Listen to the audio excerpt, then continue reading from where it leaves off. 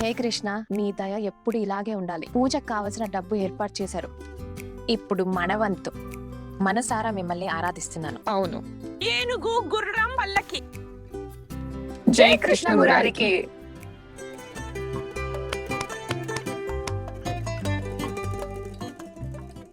ఠాకూర్ గారు, నాకైతే చాలా చాలా భయంగా ఉంది. భయపడ్డానికి ఏముంది? ఎక్కడైనా ఏమైనా తేడా వస్తే? అరే, ఏదైనా అటు ఇటు అయినా మీకేంటి? అరే, అందరి ముందు పరువు పోయేది ఆ కోడళ్ళదే కదా. అప్పుడు వెళ్ళి అందరి ముందు నేను మాట్లాడతాను. ఆ చిన్న కోడలే కదా ముందుకొచ్చి పూజ బాధ్యత తీసుకుంది. వదిన కూడా తనకే పూర్తి బాధ్యత అప్పగించింది. రేపు చూద్దాం దుర్గాదేవి ఏ కోడలనైతే నెత్తిన పెట్టుకుంటుందో కదా, వాళ్ళెంత పనికి మాల వాళ్ళో. రేపు ఆ చిన్న కోడలతో అందరి ముందు ఎలా క్షమాపణ చెప్పిస్తానో చూడండి. కేవలం క్షమాపణే కాదు, అందరి ముందు ముక్కు నేలకు రాసి క్షమాపణ చెప్పిస్తాను. అందరినీ ఆహ్వానించి మన ఇంటి నుండి ఆకలితో తిరిగి వెళ్ళేలా చేస్తా. అందరి ముందు అవమానించకపోతే అప్పుడు నా పేరు కూడా పూర్ణిమ కాదు. ఆలోచిస్తున్నాను ఠాకూర్ గారు, రేపు ఏ భూకంపం రానుందో అని. సరే పదండి, తొందరగా ఇంటికి వెళ్దాం. ఎందుకు తొందరగా వెళ్ళాలి? మనకేమీ బాధ్యత అప్పగించలేదు కదా, మనం ఎందుకు పనిచేస్తాం? వాళ్ళ దుస్థితి చూసి మనం ఆనందించడమే కదా, అంతే. అన్నట్టు వదిన, ఇంటికి వెళ్ళాక ఏదో ఒక పనిలో పడిపోకండి. మీకేదో ఒకటి చేస్తూ ఉండే అలవాటు ఉంది కదా. లేదు ఠాకూర్ గారు, నేనేమి చేయను. ఎవరు బాధ్యత తీసుకున్నారో వాళ్ళే చూసుకుంటారు. ఇంకా వదిన ఏమైనా అడిగితే ఇరుగు పొరుగు కోడళ్లను కూతుర్లను పిలిచామని చెప్పేయండి. ఎక్కువ లోతుగా వెళ్ళకండి, లేదంటే మన మీద అనుమానం వస్తుంది. లేదు లేదు ఠాకూర్ గారు, నేనేం మాట్లాడను. ఏది చెప్పాలని మీరే చెప్పండి. ఈ మధ్య నేను వాళ్ళతో అసలు మాట్లాడడమే లేదు. నన్నేవైనా అడిగితే నేను ఇదే చెప్తాను. మీకు కూడా ముందే నేర్పించాను, మీరు కూడా ఇదే చెప్పండి. రేపు ఆ అమ్మాయికి బుద్ధి వస్తుంది. నన్ను అబద్ధాల కోరు అని నిరూపించడానికి వెళ్ళింది. నా మీద నేరం మోపింది కదా. రేపు వాళ్ళమ్మ కూడా వస్తుంది కదా, తన కూతుర్ని తన భుజాలపై కూర్చోబెట్టుకుని తీసుకువెళ్తుంది. అంతే దేవుడా, నా కోరిక ఇంతే, తప్పకుండా నెరవేర్చు. హరి హరి.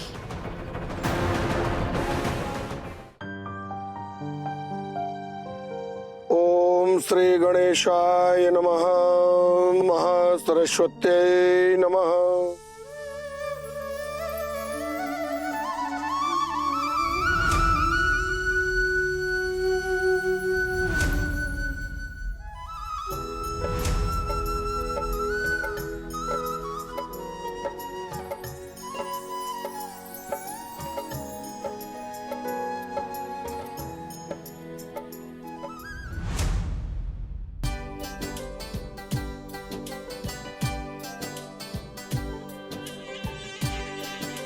హరు, అక్క నమస్తే అక్క. ఎలా ఉన్నారు? బాగున్నాను, చాలా సంతోషంగా ఉంది. ఇన్నేళ్ల తర్వాత మీరంతా వచ్చారు, మనసుకు తృప్తిగా ఉంది. మీరు పిలిచారు, వచ్చేసాం. నిజంగా? అరే, మీరంతా ఎందుకు నిలబడున్నారు? రండి రండి. మీ పిల్లలు ఎక్కడా? అంటే మా చిన్న మరిది ఆడపడుచు ఎక్కడా? వాళ్ళు రాలేదా? వచ్చారు కదా, నన్నారా? ఇతను నా కొడుకు అమితేష్, ఈమె ఇతని కూతురు పూర్ణము. చాలు చాలు చాలు చాలు, మీరెంత పెద్దవాళ్ళు అయిపోయారు.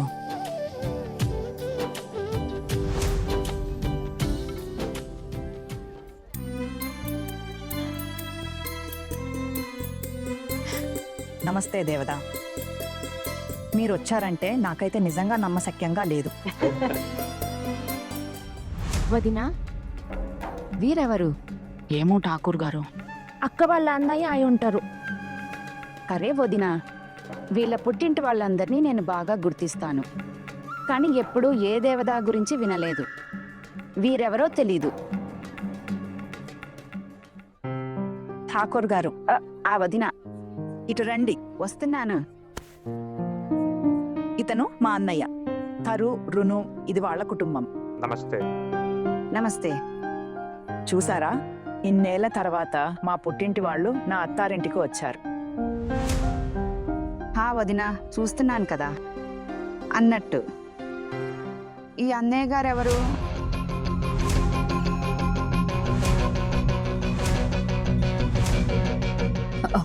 పిషిమా ఆయన మా మావయ్య గారు.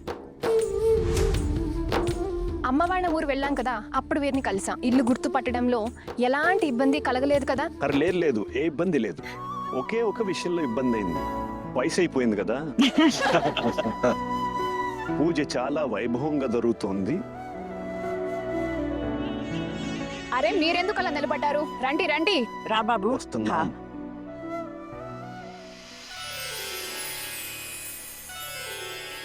అక్క, నీ అత్తింటి వాళ్ళు చాలా పిసినారులు, కానీ ఇప్పుడు అట్లా లేదు. ఇంటిని చాలా అద్భుతంగా అలంకరించారు. ఇంకా జన్మాష్టమి పూజ కూడా చాలా ఘనంగా చేయిస్తున్నాం. ఇప్పుడు అనిపిస్తుంది జమీందార్ సేన్ వాడి గారి కళ మళ్ళీ తిరిగి వచ్చిందని. అరే ఇదంతా మురళీధరుడి ఇచ్చ. నేను నా కోడలికి ఈ పూజ బాధ్యతలు అప్పగించాను. తన చేతిలో కేవలం కొంచెం డబ్బు మాత్రమే ఇచ్చాను. వాళ్ళే ఇదంతా చేశారు. ఇంత తక్కువ సమయంలో ఇంత ఎలా చేశారో తెలీదు. అరే మీ కోడళ్ళు భలేవారు. పూర్ణిమ అత్తయ్య. ఠాకూర్ గారు, మీ అత్తారింటి వాళ్ళు వచ్చేసారు. రును ఇప్పుడే వస్తా. అత్తారింటి వాళ్ళ ఇప్పటిదాకా మీది పోల్టూ సంగతే ఒక్కసారి కూడా అడగలేదు వీళ్ళు. ఇవాళ హఠాత్తుగా ఎలా వచ్చారు? వదిన, మీరు కూడా మీ పుట్టింటి వాళ్ళని పిలిచారు కదా. హా? నేనైతే నా పుట్టింట్లోనే ఉన్నాను కాబట్టి నేను ఆహ్వానించడానికి ప్రత్యేకంగా నాకంటూ పుట్టిల్లు ఏమీ లేదు. అందుకే నా అత్తింటి వాళ్లకు ఆహ్వానం పంపి ఇక్కడికి పిలిచాను. వాళ్ళ కోడలు ఏ వంశం నుండి వచ్చిందో వాళ్లకు తెలియాలి కదా. అరే బబ్లు, ఎలా ఉన్నావు బాబు? నేను బాగున్నాను అత్తయ్య. అరే కోడలా, ఎన్ని సంవత్సరాల తర్వాత చూశాను. మీ ఇద్దరు అన్నయ్యల సంగతి? వాళ్ళు మధ్యాహ్నం కల్లా వచ్చేస్తారు అత్తయ్య. నేను కొంచెం తొందరగా వచ్చా. సరే ఇప్పుడు వచ్చావు కదా, రాత్రి భోజనం చేసే వెళ్ళు, సరేనా? సరే సరే.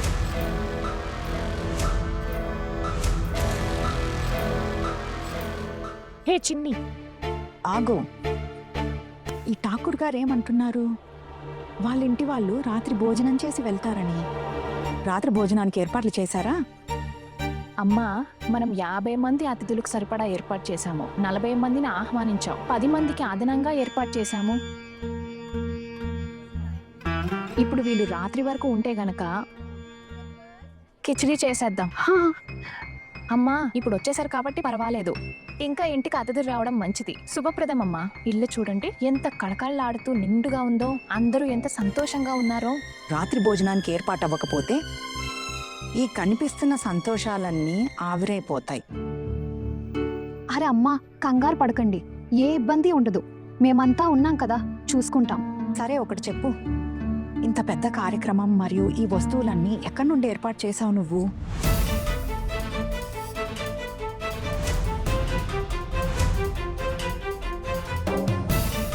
మీరు కోరుకుంది ఇదే కదా? బాగుంది కూడా. నేను అనుకున్నది కూడా ఇదే. నేను బ్రతికుండగా ఒక్కసారైనా రాధాకృష్ణుల పూజ చాలా ఘనంగా చేయాలని నాకెన్నో ఏళ్లుగా కోరిక ఉండేది. ఇవాళ మనసు తృప్తిగా ఉంది. కానీ మీ నలుగురు కలిసి నా కలను నెరవేరుస్తారని నేనెప్పుడూ అనుకోలేదు. అది పెద్దమ్మ చిన్న కోడలు లేకుండా ఇదంతా సాధ్యం కాదు. మీ అందరికీ లీడర్ అయిపోయింది. సరే ఒక మాట చెప్పు, ఇంత పెద్ద కార్యక్రమానికి డబ్బులు ఎక్కడి నుండి వచ్చింది? ఎక్కడి నుండైనా అప్పు తెచ్చావా?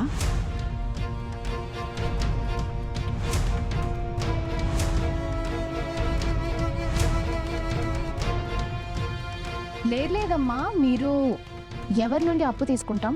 ఎందుకు తీసుకుంటాం? మేమేమీ అప్పు తీసుకోలేదు. అయితే సరే. అత్తయ్య, మీరు సంతోషంగానే ఉన్నారు కదా? సంతోషంగా ఉన్నా, కానీ అక్కడ చూస్తున్నావా, ఇంట్లోని కొందరి మొహాలు అసలు సంతోషంగా లేవు. ఒక మాట చెప్పడం పెద్దమ్మ, ఇప్పుడు దాకా మీరైతే కేవలం మీ ఇంటి వాళ్ళ గురించి ఆలోచిస్తూ వచ్చారు. ఇక మీరు మీకంటూ సమయం కేటాయించడం మొదలు పెట్టండి. మీ సంతోషం గురించి కూడా ఆలోచించండి. అవునమ్మా. చూస్తున్నా మీ లీడర్ దగ్గర నుండి కాకాపట్టే ట్రైనింగ్ బాగా తీసుకున్నాం. మీ లీడర్ పని కాస్త బాగానే చేస్తుంది. సరే, నా కుటుంబ సభ్యులు, అన్నయ్యలు, వదినలు, ఇంకా ఆడపడుచులందరినీ బాగా చూసుకోండి. ఇదంతా నేను ఒంటరిగా నిర్వహించలేను. అమ్మా, మీరు అస్సలు కంగారు పడాల్సిన అవసరం లేదు. మేమున్నాం కదా, మేమంతా చూసుకుంటాం. అంతే. సరే, పని చేసుకోండి. కాసేపు పారాయణంలో కూర్చుంటాను. సరేనమ్మా, పదండి పదండి, త్వరగా రండి.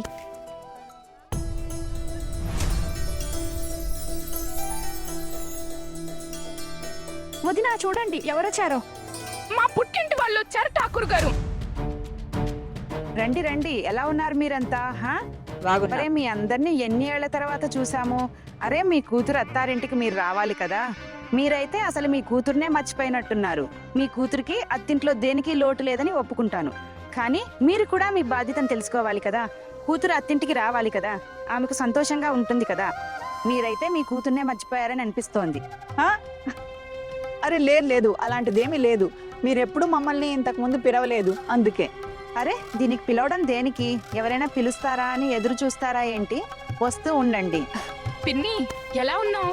నేనైతే బాగున్నాను. నువ్వెలా ఉన్నావు? బాగున్నాను. అరే, మీ అత్తారింటి వాళ్ళు చాలా ధనవంతులని విన్నాను, కానీ ఇంత ధనవంతులని అస్సలు అనుకోలేదు. ఇంత వైభవంగా పూజ ఏర్పాటు చేశారు కదా. ఇక్కడికి రావడం నిజంగా మా గొప్ప అదృష్టం. అరే, అందుకే కదా పిలిచాను పిన్ని. బాబాయ్ ఎక్కడా? ఆయనకి ఒంట్లో బాగోలేదు, అందుకే రాలేదు. అవునా? అరే వినండి, ఇటురండి ఇటురండి. ఎక్కడ తిరుగుతున్నారు మీరు? చూడండి, పెద్ద పిన్ని వచ్చారు. పెద్దత్త అంటే పెద్దత్త, మీరంతా ఇక్కడ ఏం చేస్తున్నారు? ఏం చేస్తున్నారు?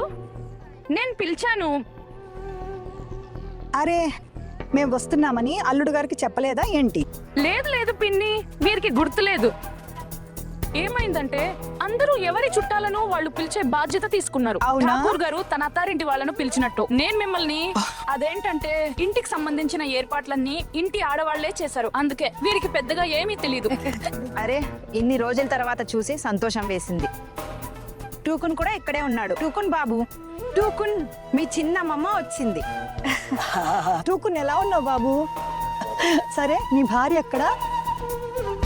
ఇప్పుడే పిలుస్తాను. మీతా కోడలా, మీతా కోడలా, త్వరగా రా. చూడు ఎవరొచ్చారు. ఈమె నీ చిన్న అమ్మమ్మ.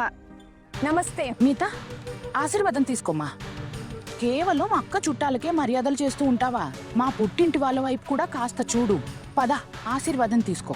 కానీ అమ్మా, మీరు మీ పుట్టింటి వాళ్ళని కూడా పిలిచారని నాకు అసలు తెలియనేలేదు. ఇంతకుముందు వీళ్ళని ఎప్పుడూ చూడలేదు, అందుకే గుర్తుపట్టలేకపోయాను. ఇప్పుడు అన్ని నిన్ను అడిగిన తర్వాతే చేయాలా? టూకున్ కాదా మరి? మమ్మల్ని మీ పెళ్లికి కూడా పిలవలేదు.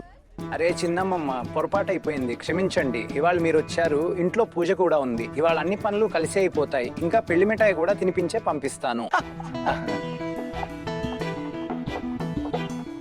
సుఖీ భవ, కలకాలం సంతోషంగా ఉండు.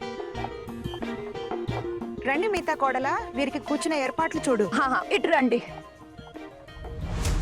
ఏ చిన్న కొడలా, ఇట్రా ఇట్రా. చెప్పండి అమ్మా, ఏమైందమ్మా? మీరు పిలుస్తున్నారు? మీరు ఇంతమందిని పిలిచారు, నాకెందుకు చెప్పలేదు? ఎక్కడ ప్రసాదం తక్కువ పడుతుందో అని. మరి ఆ పిన్ని ఎట్లా వచ్చింది? అమ్మా, ఇదైతే మాకు తెలీదు. మేమైతే కేవలం మా పుట్టింటి వాళ్ళని పిలిచాము.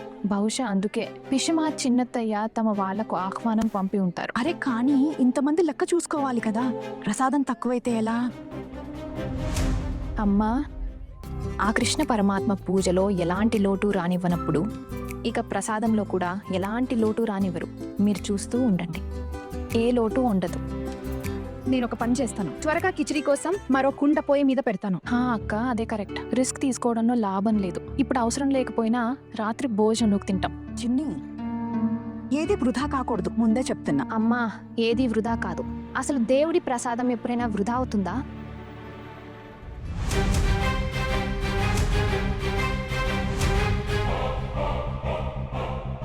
ఓ అమ్మా, ఇదిగో చూడండి, జనాలు వస్తూనే ఉన్నారు. చూస్తుంటే ఇరుగు పొరుగు మొత్తం వచ్చినట్లు ఉన్నారు. అరే, కాలనీలో ఇంతమందిని ఎవరు పిలిచారు? నేనైతే ఇరుగు పొరుగు 5-6 కోడళ్లకు మాత్రమే ఆహ్వానం పంపాను.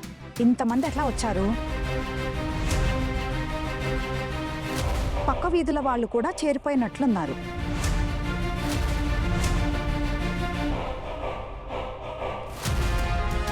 ఈమె ముఖర్జీ వదిన కదా. చూడు, ఆమె తన మనవడు, మనవరాలు, కోడలు, కొడుకు అందరినీ తీసుకుని వచ్చింది. ఇప్పుడు ఎలా? ఇప్పుడు ఇదేం సమస్య? పూజలా లేదు, సత్రంలా ఉంది. సరే అమ్మా, పర్వాలేదు. అక్క, మనం ఒక పని చేద్దాం. మనం చేపలు పరిచేద్దాం, అందరినీ భగవద్గీత కథలు విరనిద్దాం. అమ్మా, మేము వెళ్ళి ఏమైనా ఏర్పాటు చేస్తాము.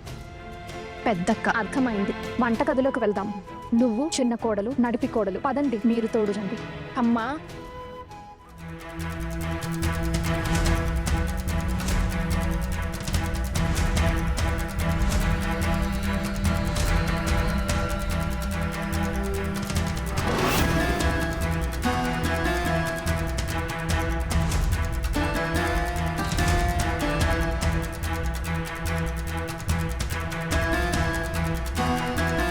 నమస్తే. సారీ, ఒక్క నిమిషం ఇవ్వండి. మేము ఇప్పుడే కూర్చోడానికి ఏర్పాటు చేస్తాం. ఒక్క నిమిషం. ఒక్క నిమిషం. మీరిద్దరు ఇక్కడ చూసుకోండి, మేమిద్దరం కిచెన్లోకి వెళ్తున్నాం.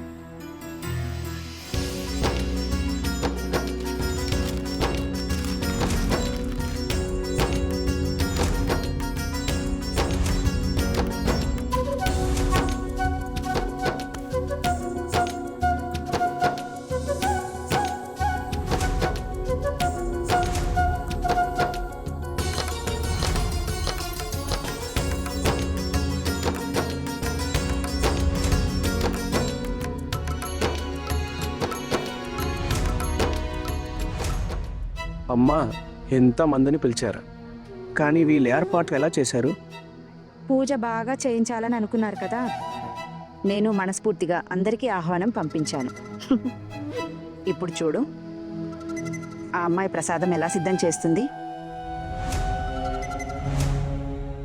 ఈరోజు గనక ఆ అమ్మాయిని అందరి ముందు అవమానించలేదా, అప్పుడు చూడు.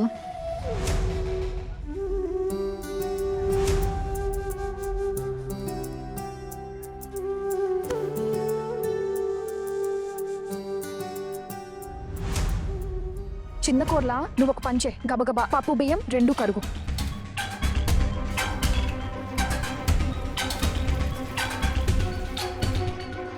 అయిపోయింది అక్క, త్వరగా పెట్టు. పెట్టేయండి.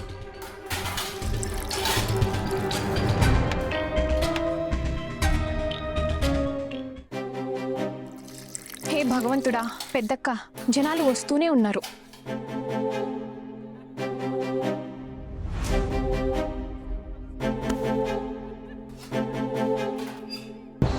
అంత అవుతుంది కదా, ఇంతమందికి ప్రసాదం వండడం. నీత, నువ్వేమో గట్టిగా 50 మంది ఉంటారని చెప్పావు. ఎంతమంది వస్తారో మాకు కూడా నిజంగా తెలియదు కదా. అన్నయ్య, ఒక కుండ కిచిడి వండేశాము. ఇప్పుడు ఈ 2వ కుండ కిచిడి వండుతున్నాము. అరే అహనా, 2 కుండలతో ఏమీ కాబోదు. వస్తున్న జనాలను చూస్తుంటే 2 కుండలు కూడా సరిపోవు. ఒక వంటవాడిని పిలవాలని అనిపిస్తుంది. కనీసం పెద్ద కుండ అయినా ఉండాల్సింది. ఇంత చిన్న కుండలో వంట తక్కువ పడుతుంది. అవును, నిజమే. ఇప్పుడు ఏం చేయాలి టూకున్ అన్నయ్య? ఏమీ అర్థం కావడం లేదు. ఆహన, నాకేమీ అర్థం కావటం లేదు. ఒకవేళ కేతురు అని రావటానికి ఒప్పుకుంటే మనకు కొంత సహాయం అందుతుంది. ఇదే కరెక్ట్గా ఉంటుంది. వీరెవరు? అరే అహనా, కేత్రో అన్న వంటవాడు ఇంట్లో వంటవాడు అవసరం వచ్చినప్పుడల్లా కేత్రో అన్ననే పిలిచేవాళ్ళం. ఒకవేళ తను వస్తే మనం ఈ కష్టం నుండి బయటపడచ్చు. కానీ వాళ్ళ పూజా దినం కదా, తను ఖాళీగా ఉంటాడా? ఒకవేళ ఖాళీగా ఉన్నా ఈ కిచిడి వండడానికి సమయం పడుతుంది కదా. మిగతా కొంచెం ఆలస్యమైనా పర్వాలేదు. అందరికీ ప్రసాదం ఇవ్వచ్చు, ఖాళీ కడుపుతో పడ్డం కంటే బెటర్. మీరు నిజమే చెప్తున్నారన్నయ్య. డబ్బుల గురించి మీరు అస్సలు కంగారు పడకండి, నా దగ్గర డబ్బులు ఉన్నాయి. ఆహనా, విషయం డబ్బులది కాదు. డబ్బులైతే నా దగ్గర కూడా బాగానే ఉన్నాయి. కానీ కేత్రో అన్న దొరకడం ముఖ్యం. తను కనుక ఫోన్ ఎత్తితే అప్పుడు మనం ఈ గండం నుండి గట్టెక్కవచ్చు. కానీ జనాలు వస్తున్న తీరు చూస్తుంటే నిలబడ్డానికి కూడా చోట్లేదు. అందరినీ ఎక్కడ కూర్చోబెడతాము? ఇక భోజనం తక్కువ అయితే చుట్టుపక్కల వీధి నుండి మొత్తం అందరూ వచ్చేసారని నాకు అనిపిస్తోంది. వీళ్ళందరికీ ఆహ్వానం ఎవరిచ్చారు? ఇదంతా ఎవరు చేశారు? నేను ఒకసారి మాట్లాడతాను, మీరు ఒకసారి చూసుకోండి.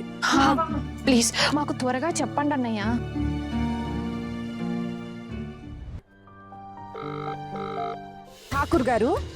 ఠాకూర్ గారు కాస్త ఒక్క నిమిషం ఇటు రండి. రండి, ఒక్క నిమిషం వస్తా. రండి, ఏమైంది వదిన? మీరు ఇటు రండి. ఏంటి? మీరు నాకు ఒక మాట చెప్పండి. మీరు ఇంతమందికి ఆహ్వానం పంపారు, చెప్పాల్సిన అవసరం ఉందని అనుకోలేదా? ఇప్పుడు ప్రసాదం ఎలా ఏర్పాటు చేస్తాం? అరే వదిన, మీరే కదా ప్రసాదం కోసం కాలనీ వాళ్ళందరినీ పిలవాలని అనుకున్నారు. మీరే చూడండి, ఒక వీధిలో పిలిచి ఇంకో వీధిలో పిలవకపోతే ఎలా ఉంటుంది? వాళ్ళు కూడా మన ఇరుగు పొరుగు వాళ్లే కదా. నేను వాళ్ళ పట్ల వివక్ష చూపించలేను కదా. వదిన, దయచేసి ఈ విషయాన్ని అర్థం చేసుకోండి. అరే వద్దిన, వడ్డీ వద్దిన వచ్చేసారు. రండి వడ్డీ వద్దిన, ఎలా ఉన్నారు? చాలా బాగున్నాను. ఆనా, చూడు, వడ్డీ అత్త కూడా పూజకొచ్చింది.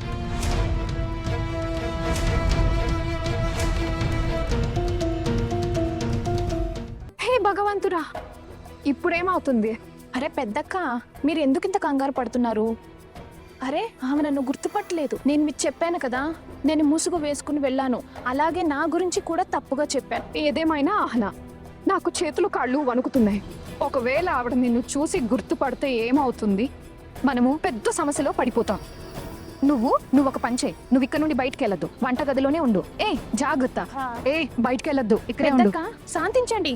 అరే ఆవిడ నన్ను ఎలా గుర్తుపడుతుంది? మీరే ఆలోచించండి. నిజంగా గిరివి పిన్ని నన్ను గుర్తుపట్టలేదు. ఎలాగో ఇంట్లో పూజ ఉంది, ఇన్ని పనులున్నాయి. ఇక నేను ఈ విషయాలపై దృష్టి పెట్టలేనక్క. నాకైతే ఇంతమందికి ప్రసాదం ఎక్కడి నుండి పెడతామన్నదే కంగారుగా ఉంది.